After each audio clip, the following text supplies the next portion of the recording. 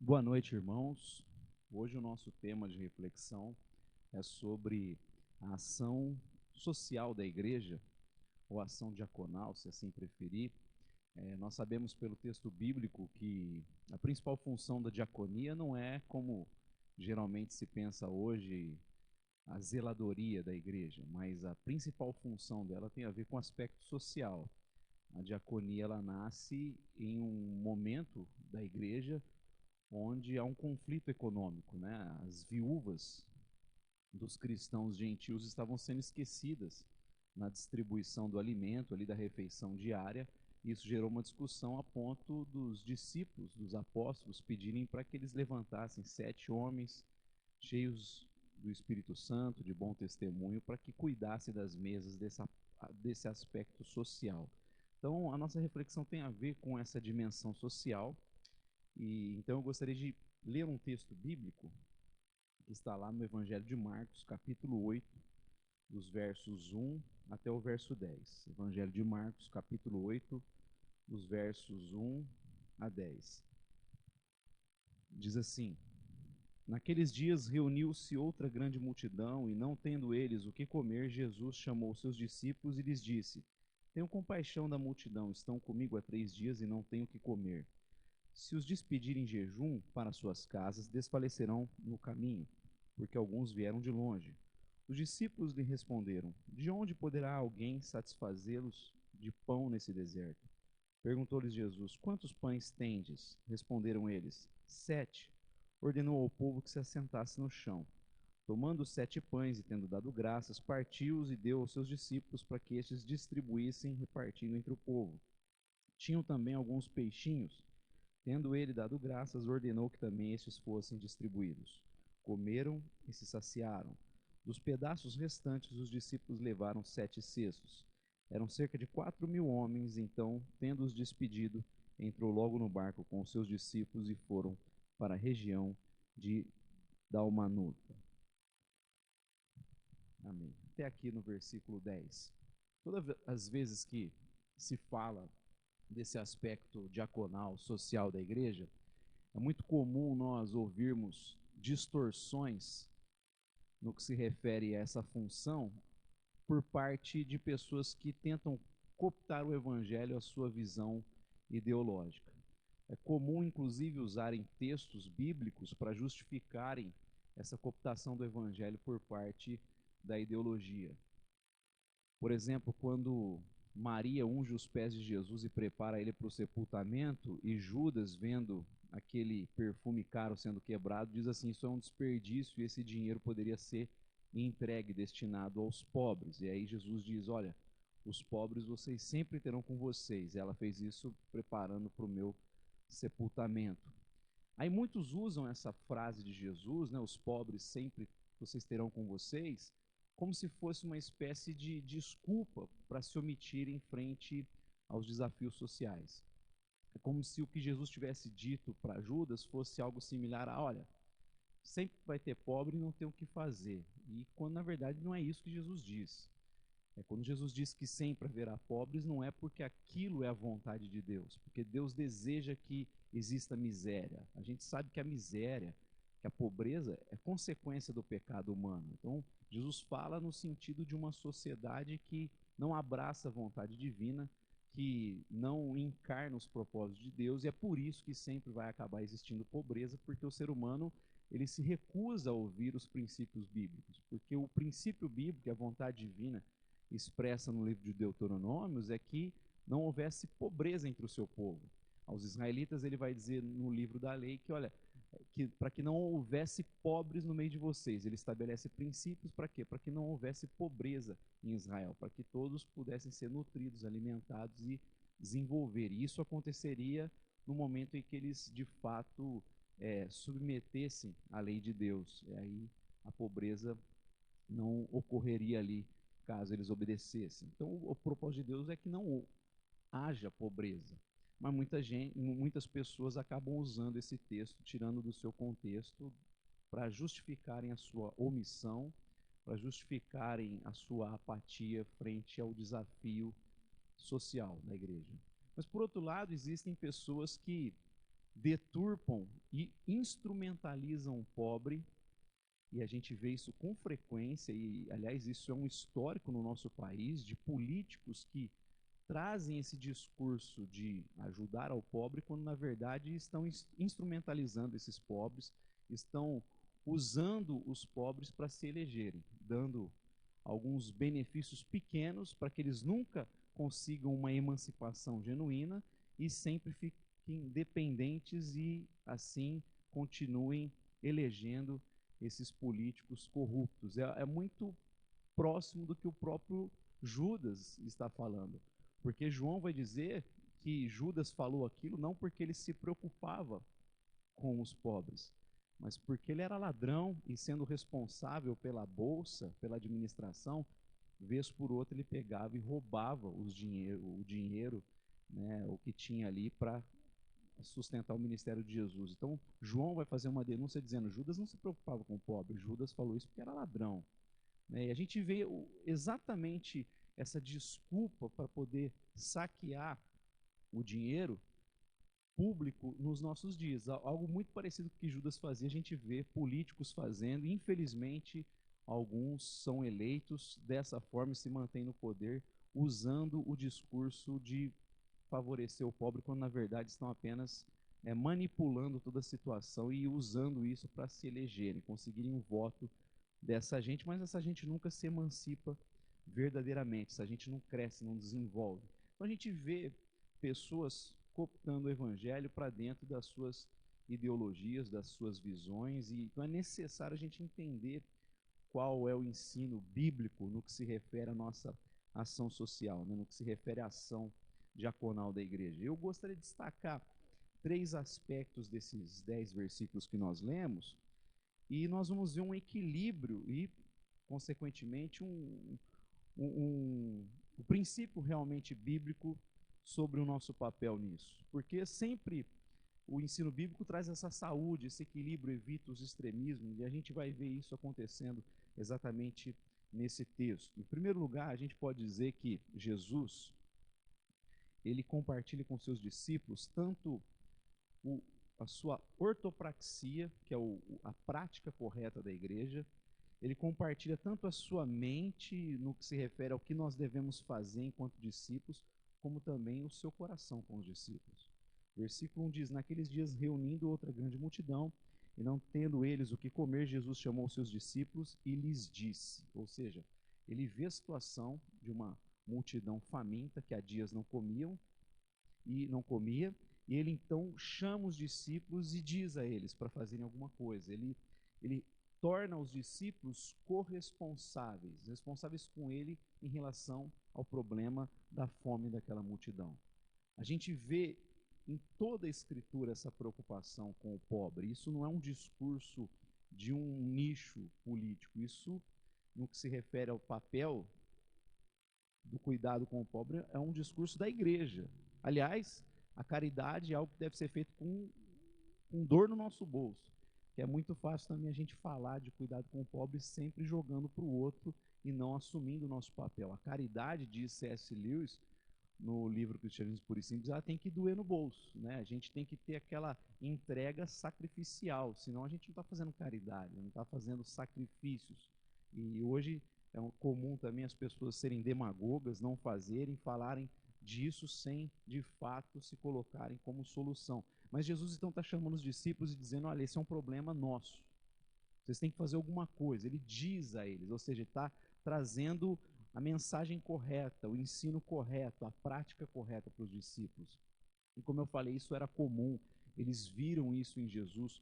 Por que eles decidiram escolher diáconos para cuidar da questão social? Por que eles já estavam cuidando dos famintos naquele contexto? Existiam muitos famintos no Império Romano, inclusive a igreja não só acudia os seus famintos, mas com o passar do tempo, ela crescendo, ela começou a acudir os famintos do Império Romano, a ponto de inimigos da igreja disserem, por registro de historiadores, que olha, esses cristãos não cuidam apenas dos pobres deles, mas estão cuidando dos nossos pobres. Então a igreja que começa a desenvolver todo esse trabalho social que é motivo de admiração por parte dos próprios opositores da igreja. É comum.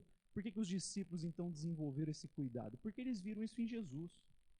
Quando Jesus diz a Judas, olha, o que tem a fazer, fazer-o depressa, que é aquele que coloca o pão no meu cálice é o que há de me trair, ele diz para Judas, o que tem a fazer, fazer-o depressa, e Judas sai.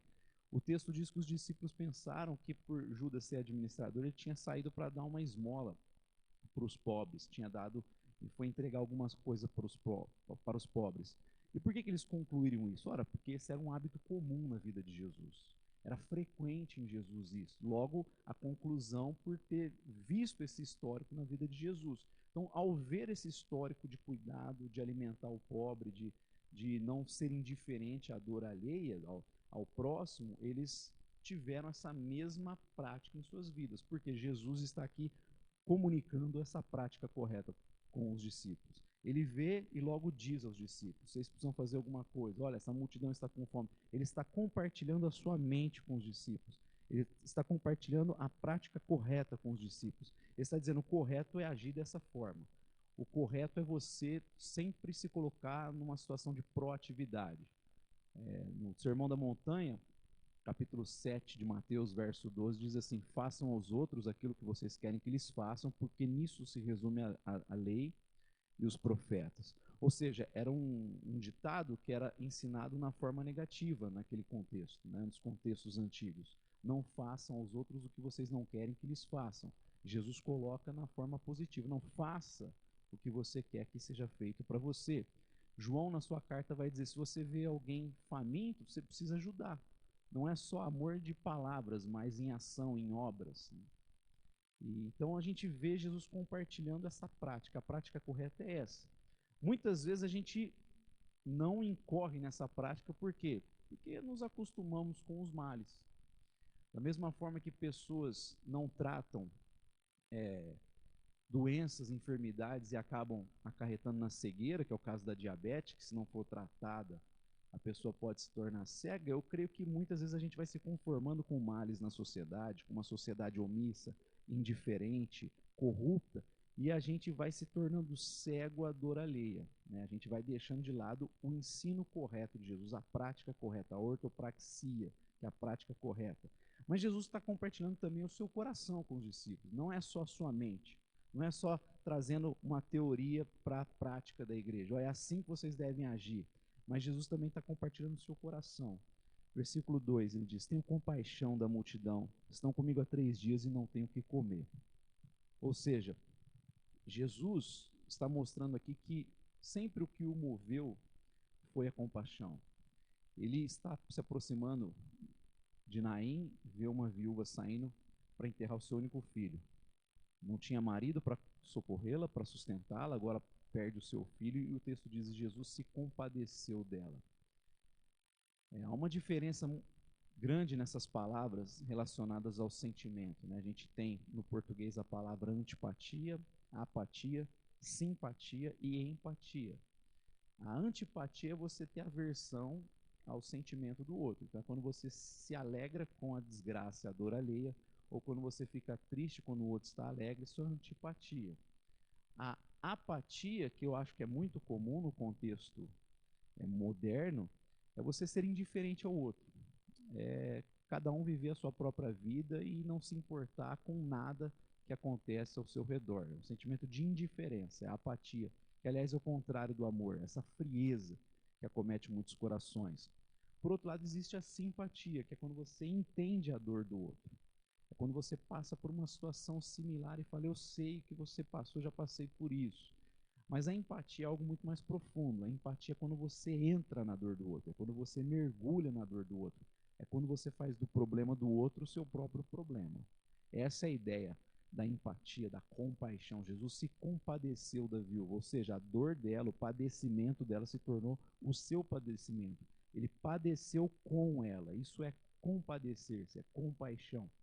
Ele mergulhou na dor daquela viúva, ele mergulhou na dor humana, por isso morreu pelos nossos pecados. Ele mergulhou na dor daquela multidão que não comia 3 dias. Ele falou: esse pessoal vai desfalecer pelo caminho, não vai dar conta de voltar para suas casas, eles vão ter problemas. Então Jesus tem compaixão, esse é o combustível de Jesus, a compaixão.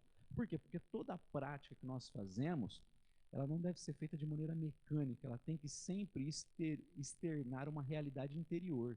Jesus cuidava do próximo porque isso era algo latente na alma dele.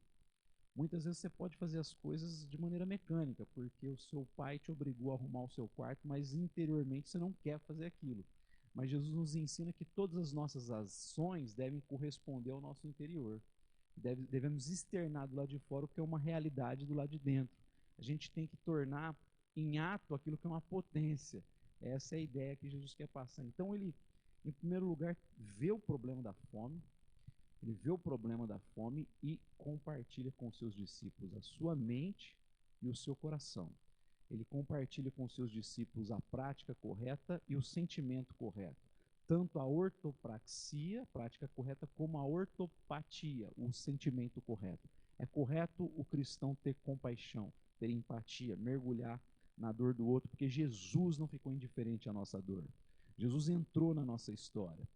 O John Stott, ele costumava ilustrar a encarnação de Cristo a missão Apolo na Lua. Ele dizia, olha, para o homem ir para a Lua, ele teve que levar todo o aparato da Terra para conseguir ficar ali na Lua. Em contrapartida, Jesus entra na nossa história, vem como homem, entende a nossa dor, a nossa realidade, e ele é perfeito em tudo, obedece, morre pelos nossos pecados, assume a punição que nós deveríamos ter enfrentado, porque compaixão, empatia, Paulo vai dizer aos filipenses, tem o mesmo sentimento que há em Cristo Jesus, ou a mesma atitude, porque o que ele está dizendo ali é exatamente o que nós falamos.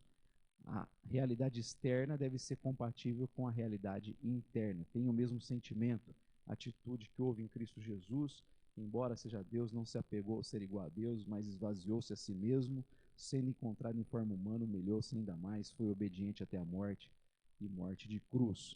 Ele fala, considere os outros superiores a vocês mesmos. Então tem essa mesma humildade de Jesus, viva para o outro, para a glória de Deus, mas manifestando isso no seu serviço ao outro. Jesus compartilha a sua mente e o seu coração. Segunda verdade que eu gostaria de destacar nesse texto é que nós vemos que, no que se refere à nossa ação diaconal, ação social da igreja, nós precisamos ter tanto urgência como organização. Tanto urgência como organização. Versículo 3. Se os despedirem em jejum, para suas casas desfalecerão no caminho, porque alguns vieram de longe. Então Jesus está falando, precisa fazer alguma coisa urgente. Não dá para despedir esse pessoal de mão vazia, esse pessoal precisa comer. E quando a gente fala de fome, esse é um problema que a gente tinha que tratar com urgência. A fome concreta, eu digo, né? A fome real. A fome é algo que ser tratado com urgência. Há um antigo ativista no Brasil, que eu não concordo com a ideologia, com o pensamento, mas tem uma frase dele que eu creio que cabe aqui, que ele dizia, o Betinho, quem tem fome tem pressa. Quem tem fome tem pressa mesmo.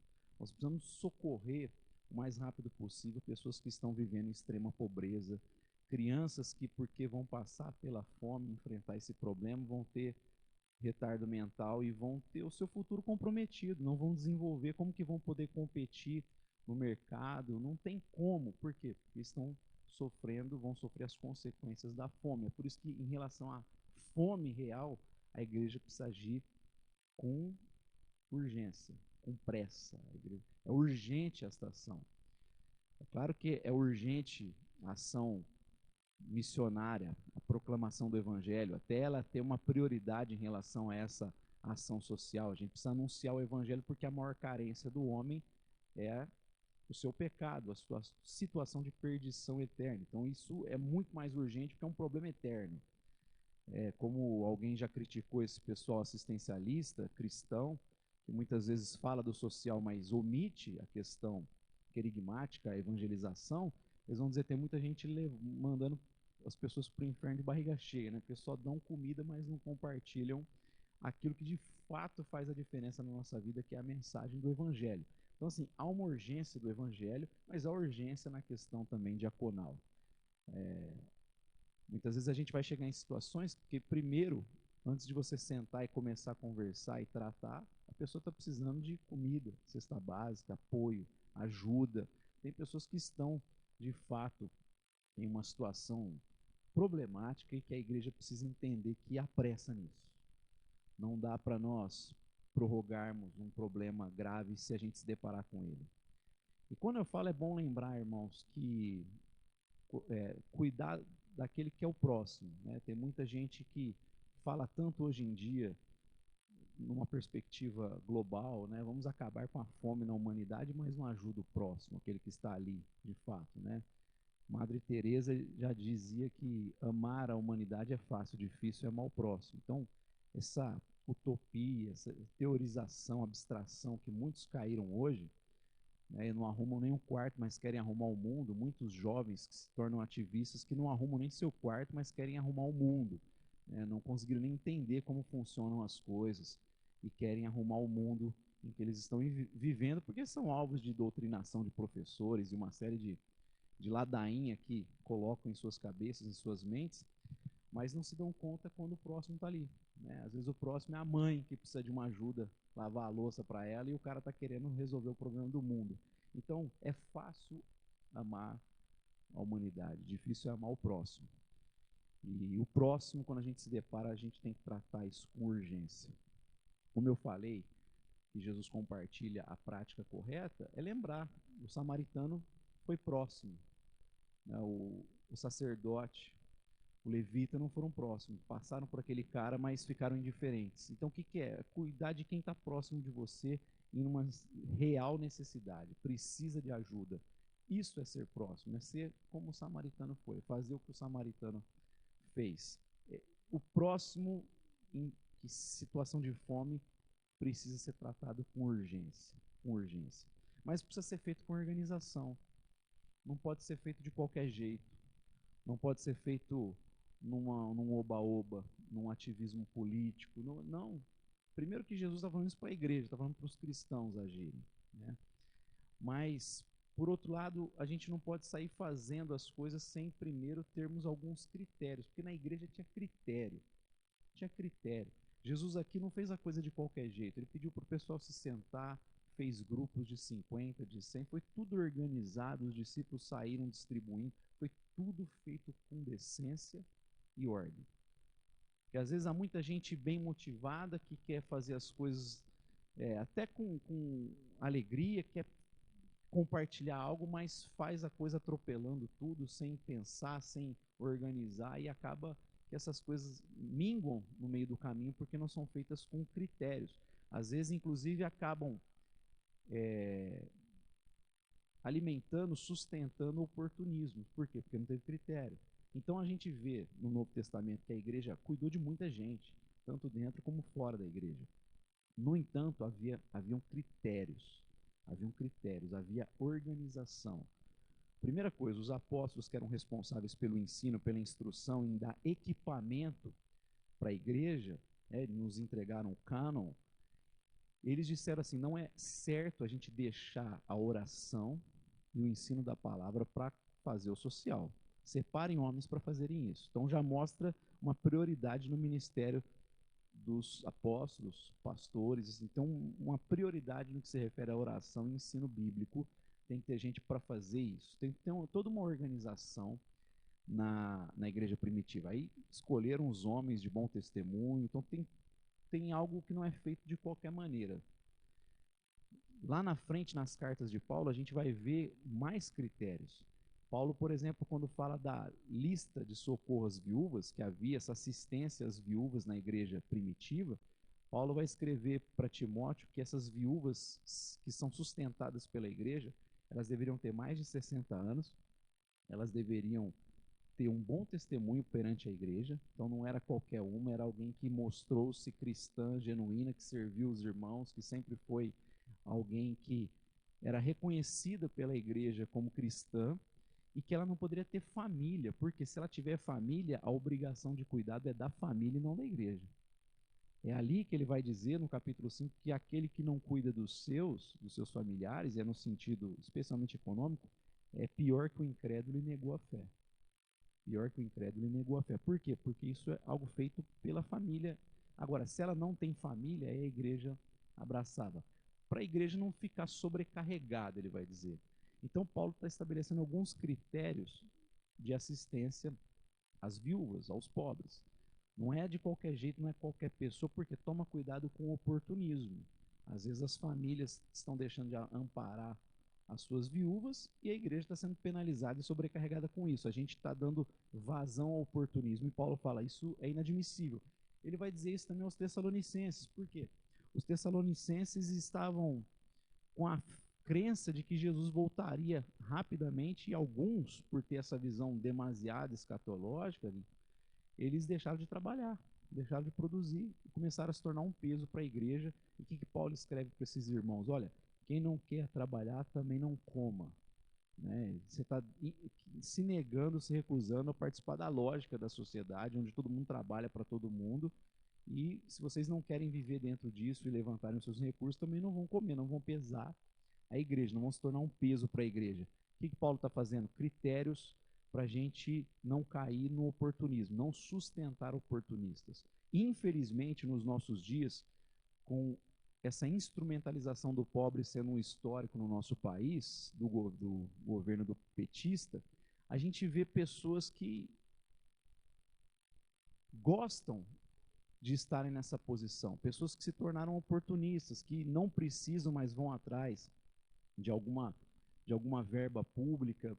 A gente estabeleceu essa cultura no Brasil, infelizmente, e às vezes a igreja acaba fazendo eco para esse tipo de problema. A gente acaba, ao invés de ser um instrumento de Deus para que a pessoa amadureça, caminhe com as próprias pernas, porque é isso que Jesus nos ensina. Por exemplo, quando ele cura o paralítico no tanque de Betesda, ele pergunta para aquele homem, você quer ser curado? Que parece uma pergunta sem sentido. O cara está paralítico há quase 40 anos, é óbvio que ele quer ser curado. Mas para pensar, a cura acarretaria, teria desdobramentos na vida dele, ele teria implicações. A partir daquele momento, ele não mais dependeria de esmola, de ajuda. A partir daquele momento, ele teria que trabalhar, caminhar com as próprias pernas, ele teria que viver a vida em sociedade, com todos os teus desdobramentos. E Jesus diz para ele, pega a sua maca e levante e anda, ou seja, caminhe com as próprias pernas. Tem muita gente que não quer caminhar com as próprias pernas. Tem muita gente que quer depender dos outros, quer depender da igreja, quer depender do governo. E aí é onde eu disse que há governos com essa perspectiva paternalista que se aproveitam disso, inclusive, para se perpetuarem no poder. E essas pessoas nunca amadurecem. A igreja não pode fazer a mesma coisa, de se tornar paternalista a ponto das pessoas nunca amadurecerem. A gente sempre tem que propor o crescimento, o amadurecimento, né? As pessoas têm que se emanciparem nas igrejas, não podem depender para sempre de pastores. Aliás, o objetivo dos pastores é se tornarem a longo prazo desnecessários. A gente é chamado por Deus para equipar da ferramenta, mas até chegar um momento que as pessoas têm a própria consciência e entendem a necessidade de viver em igreja, fazem isso não por medo ou por qualquer outro motivo, fazem isso porque entendem que é o propósito de Deus viver em comunidade, a igreja se pastoreia mutuamente, essa é a ideia, as pessoas terem maturidade. Paulo escreve para os Gálatas, o meu propósito é formar Cristo em vocês, é gerar Cristo em vocês. Eu sofro em dores de parto para gerar Cristo em vocês. O propósito nosso é gerar Cristo nas pessoas. As pessoas terem a mente de Cristo, se tornarem adultas a ponto de não serem levadas de um lado por outro por todo o vento de doutrina. Elas aprenderam a maturidade, a vida em unidade, que é o que Paulo fala em Efésios capítulo 4. Então, assim, há critérios, cuidado para não sustentar oportunistas, porque sempre terão oportunistas. Havia em Tessalônica, havia lá na igreja primitiva, por isso que Paulo estabelece critérios para evitar esse tipo de oportunismo. Então, assim, a pressa, a urgência, a gente precisa fazer alguma coisa em relação ao problema concreto da fome, mas não é de qualquer jeito, é com organização, para que a gente não se decepcione, inclusive, para que a gente ampare as pessoas dentro do desafio que Deus coloca na nossa mão. Então, tem que ter critério, tem que ter organização, tem que ter pressa, mas tem que ter organização. Tem que ter o senso de urgência, mas tem que ter todo uma organização, uma ordem, uma decência naquilo que a gente faz. E por fim, eu gostaria de dizer aqui que a gente deve enfrentar o problema da fome, né? A gente deve cumprir a nossa responsabilidade social, tanto a partir daquilo que nós temos, como também crendo na provisão de Deus. Quando Jesus apresenta para os discípulos o problema da fome daquela multidão, e fala 4.000, mas sem contar mulheres e crianças, talvez 12.000 pessoas, alguns creem nisso, acreditam nesse número, os discípulos dizem assim, olha, tem poucos pães, mas Jesus diz, comece com isso, reparta, ou seja, comece com aquilo que você tem, comece com aquilo que Deus colocou nas suas mãos. Na primeira multiplicação, André traz um menino e fala, tem esse menino aqui com 5 pães e 2 peixes, mas o que é isso para tanta gente? E Jesus diz, reparta, faça a multidão se assentar e reparta. Ou seja, comece com o que Deus colocou nas tuas mãos. Tudo que Deus começa na nossa vida é a partir daquilo que nós temos. Você já tem recursos nas suas mãos. A igreja muitas vezes deixa de fazer porque está sempre esperando algo mais e esquece de olhar que o que Deus põe na nossa mão é sempre o suficiente quando Ele nos dá um desafio. A gente fala, eu vou servir a Deus quando eu entender mais a Bíblia. Irmão, comece com o conhecimento que você já tem. Ande segundo a medida da sua fé já. Não fique esperando algo acontecer. Tem muita gente que fala, eu vou servir os pobres quando eu tiver mais dinheiro. Comece com o que você tem, doa o que você pode. Comece agora o que você tem. Tem muita gente que fala, a igreja podia fazer isso, então comece a fazer a partir do que Deus colocou na sua mão. E a minha pergunta é, o que Ele colocou na sua mão? O que Ele colocou nas suas mãos? Quais são seus dons, seus talentos? Os recursos que Ele te deu? O que você tem feito com isso? Ele está ensinando que tudo começa a partir do que nós temos. Quando Elias é enviado para Sarepta e aquela viúva estava numa situação deplorável, ele vai dizer para ela, olha, faça um bolo para mim. Ela fala, mas eu só tenho um pouquinho de farinha, um pouco de... eu não tenho nada. E ele vai dizer, olha, a farinha não vai acabar lá na sua casa. Comece com aquilo que você tem. Comece com o pouco que você tem e Deus vai trazer a provisão. Mas você tem que iniciar, você tem que startar mostrando a sua fé em Cristo Jesus, mostrando a sua fé em Deus. Então, Ele concedeu para nós já recursos. A igreja tem recursos. Por mais que a gente não seja uma igreja composta de pessoas abastadas financeiramente, nós temos recursos. A gente tem que começar a obra a partir do que Ele colocou nas nossas mãos. Afinal de contas, quem é fiel no pouco, ele vai começar a confiar mais responsabilidades. Mas ele precisa ver essa fidelidade naquilo que ele colocou. Se ele não vê fidelidade no pouco que ele está te dando, a gente não vai crescer em maturidade a ponto dele nos confiar mais responsabilidades. Mais responsabilidades. Ele nos confiar o desafio de mais problemas. Né? Ser fiel no pouco problema vai dar mais problema para a gente resolver. Mas a gente, às vezes, não cresce como cristão, não amadurece, porque a gente não começa. A gente está sempre esperando o algo a mais, o conhecimento maior, estou esperando o dinheiro chegar, eu estou esperando alguma coisa acontecer, a igreja crescer, aí finalmente vamos fazer isso ou aquilo. Quando Jesus diz, comece com os 5 pães e os 2 peixes, porque se Deus deu um desafio para a sua igreja, os 5 pães e os 2 peixes serão sempre suficientes. O pouquinho de farinha na botija será suficiente. O pouquinho de azeite vai ser suficiente. A gente tem que começar a partir daquilo que nós temos, mas crendo na provisão. Crendo na provisão. Se Deus dá um desafio para nós, Ele dá a provisão. Quando Jesus pega os pães, Ele não faz uma oração de arrancar faísca do trono da glória. Jesus simplesmente agradece o Pai. Ele agradece. Primeira multiplicação. Aqui a gente vê assim, uma situação de gratidão. Ele deu graças e partiu o pão. Deu graças. Como que dizendo, se esse é o que o Senhor nos entregou, isso vai ser o suficiente. Eu creio na provisão, eu creio no milagre, eu creio que Deus pode multiplicar isso. E a gente crê que se Deus dá um desafio para a sua igreja, Ele sempre vai trazer a provisão para a sua igreja.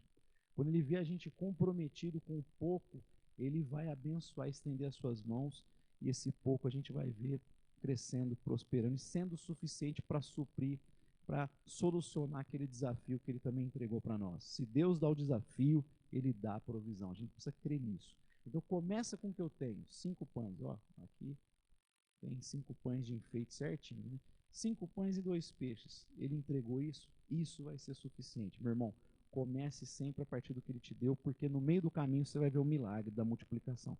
Você vai ver a provisão dele. É isso que a gente aprende nessa responsabilidade, nessa missão diaconal, responsabilidade social da igreja.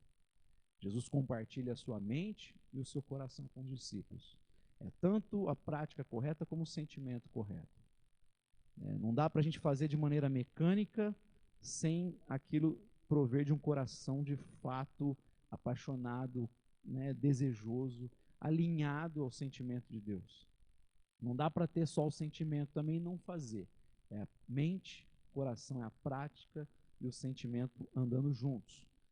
Por outro lado, a gente tem que fazer com urgência, mas também com organização.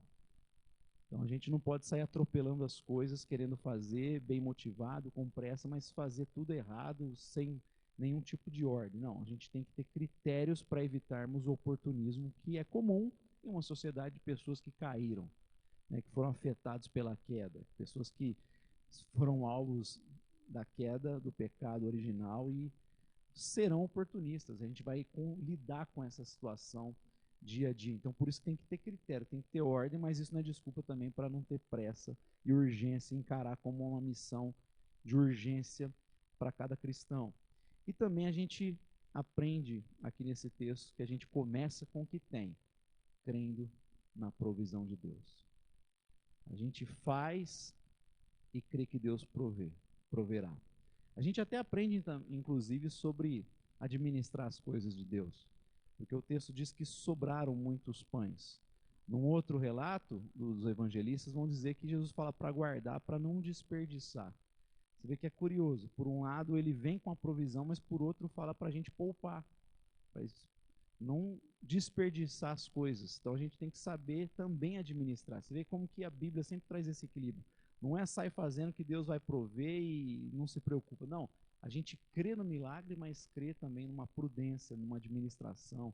Como José fez nos anos bons, preparou para os anos ruins, como a gente aprende nas Escrituras esse princípio da prudência, se preparar para os dias ruins. Mas a gente tem que crer aqui, especialmente no que eu falei, que a provisão de Deus vem quando a gente dá esse start, a gente começa a fazer algo a partir dos nossos recursos, do nosso tempo, dos nossos talentos, dos nossos dons.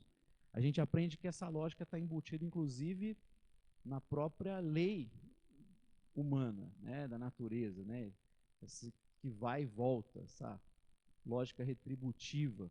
Eclesiastes vai falar: joga o seu pão sobre as águas, né? Lança o seu pão sobre as águas, divide com 7 até com 8, isso vai voltar para você. Uma hora você vai ser beneficiado também, você ajuda pessoas, uma hora você vai ser alvo da compaixão de outro. Então, por isso que a gente tem que plantar o bem para colher o bem. Então, faz parte dessa lei da natureza humana. E aí o escritor de Eclesiastes nos encoraja, nos motiva a termos esse tipo de postura na nossa caminhada também, né? Então, começa com o que tem, o último princípio, a partir do que tem, mas creia na provisão de Deus. Amém? Vamos orar. Pai Santo, nós te damos graças pela tua palavra e pedimos que o Senhor nos ajude e ilumine a nossa mente para cumpri-la em dias onde esse princípio tem sido deturpado tanto, tem sido alvo de pessoas que querem cooptar o teu evangelho para dentro das suas visões políticas, das suas ideologias, e que o Senhor ilumine a sua igreja para não incorrer nesse tipo de erro, nesse tipo de problema. Queremos ter uma postura equilibrada nesse mundo, queremos cumprir essa missão com sabedoria, com zelo, com senso de urgência, mas também a gente fazer com essa prudência necessária que a tua palavra nos admoesta. Que o Senhor nos dê graça como igreja para cumprirmos a tua missão, é o que nós te pedimos em nome do teu Filho Jesus. Amém. Deus abençoe, você tenha uma boa noite aí com a sua família.